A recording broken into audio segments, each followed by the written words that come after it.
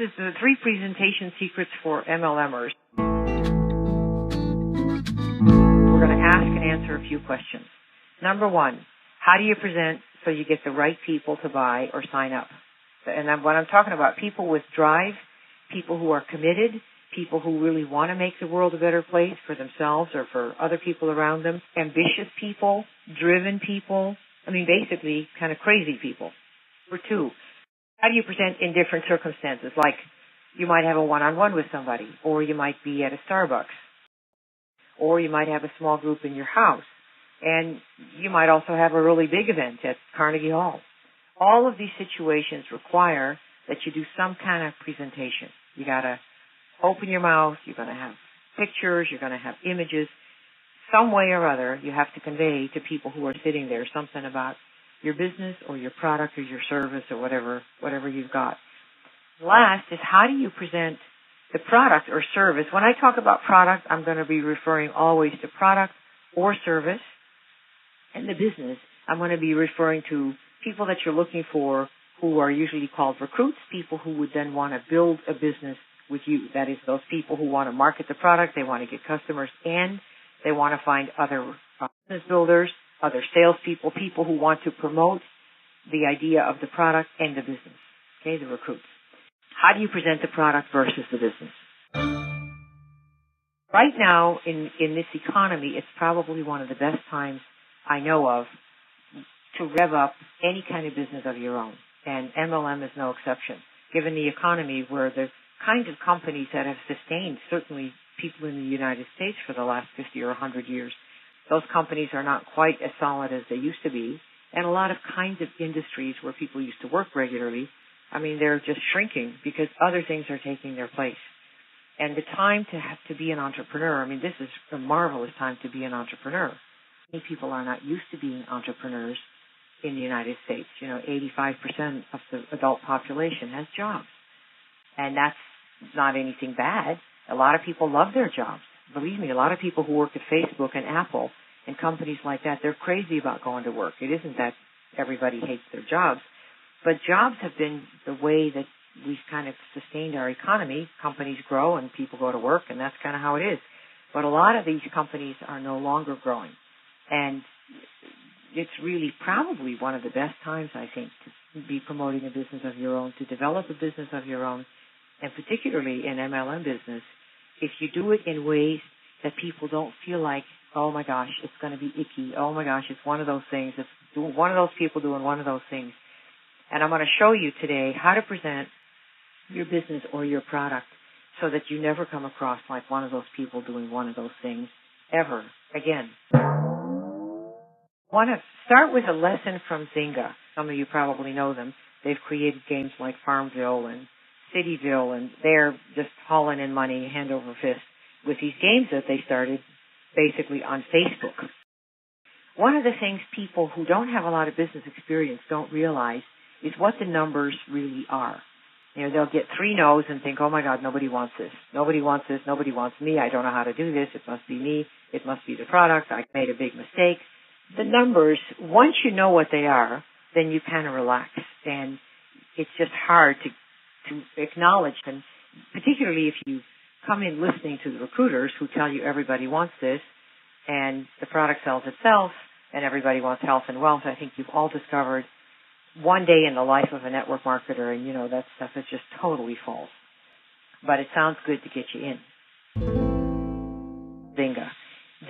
I think they took in about $600 million. And of that money, they kept about $91 million as their profit.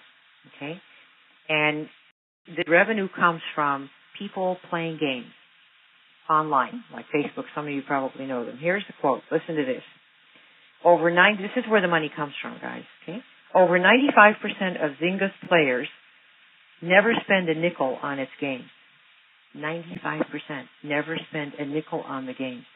But its audience of unique 150 million users is so large that the small percentage that buy the $5 imaginary chickens in Farmville and the $3 imaginary skyscrapers in Cityville generate big bucks for the company.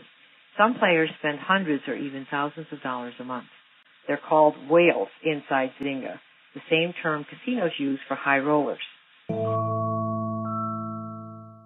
The point is, they made $91 million this past year on that $600 million based on only the 5% who pay to play their games. That's it. So if a company like Zynga only has 5% of the people that are giving them any money, don't be surprised if that's what happens to you, because it probably will. Those are the numbers in the real world. There is nothing for everyone. And the sooner you get that idea out of your mind, the happier you'll be in a business of your own. I don't know why people say that everybody's going to want this. I mean, there is no product that sells itself. I mean, look at, even God doesn't sell himself. There are some people who don't like him either.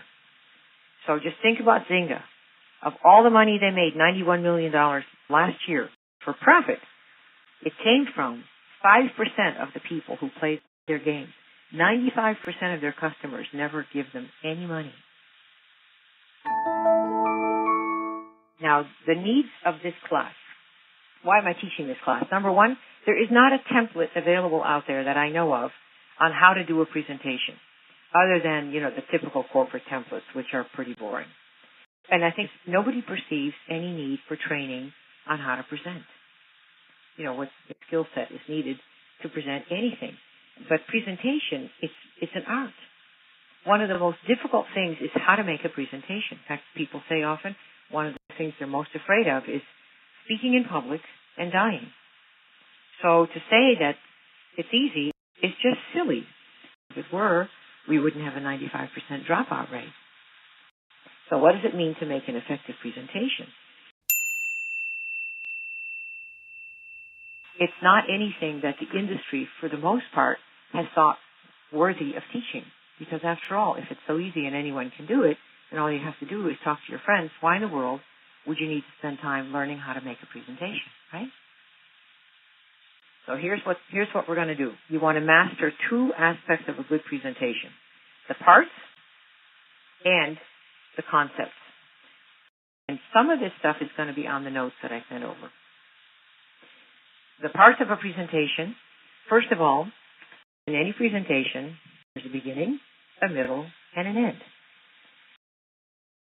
Number one, a discussion of a perceived need. Got to have that. Number two, a presentation of whatever the fixes are that your product or your business offers. And number three, there's an enticement with what I call the sweet close and the subtle close.